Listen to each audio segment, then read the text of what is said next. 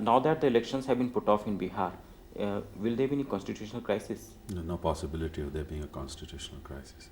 All that's happened is that the elections have been postponed and staggered, and the process starts on the 11th, continues on the 15th and the 19th, and counting takes place on the 21st. And the life of the assembly gets over on the 15th of March, so what constitutional crisis can there be?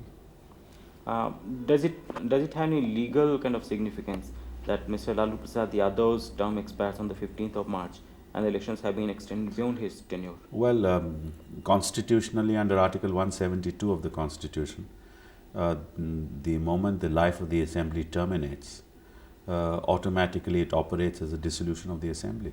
So the assembly stands dissolved, and for the interregnum, that is between 15th and March and 21st of March, there will be a caretaker government. There's nothing wrong with that. Can that caretaker government be shown out? I mean, shown the door or something?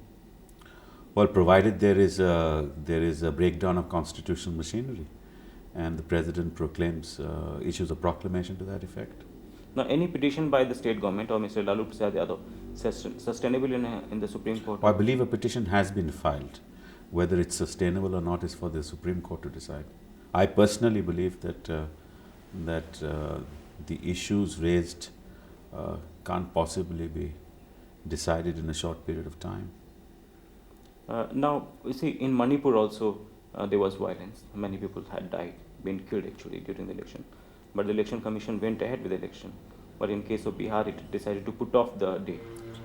Well, I think the election commission must have very good reasons to do that, because and my personal belief is that the election commission feels that in the present situation in Bihar, when elections are going on in the rest of the country, in the other assemblies, probably Bihar needs some extra force to protect the electoral process, and therefore it is staggered it and postponed it so that other elections are over and those central forces can be brought to Bihar for a peaceful electoral process. There's nothing wrong with that.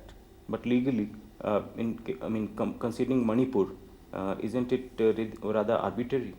Why do you say that? I think the election commission must have very good reasons for Bihar to have staggered the poll in this fashion.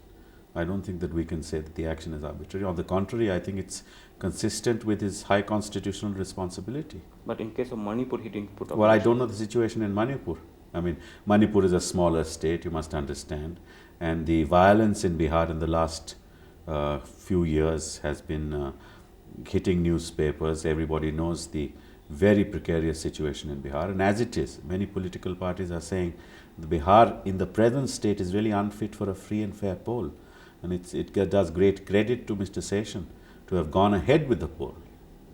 Yeah, so you would say that there is no arbitrariness? Oh, none whatsoever, absolutely. Okay, so what do you think will be the outcome of the petition filed by the state government? Oh, that I can't say, that's for the Supreme Court to decide.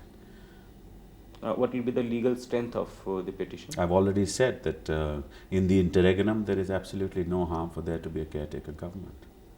And the president can further dissolve it also? It all automatically stands dissolved in terms of Article 172. There is no assembly. There is only a council of ministers without an assembly, and they act as caretaker government till the results are announced and a new government is set up. Yeah, but surely there can be president's rule also. No, for that you have to satisfy the conditions of 356. Namely, there must be a constitutional breakdown.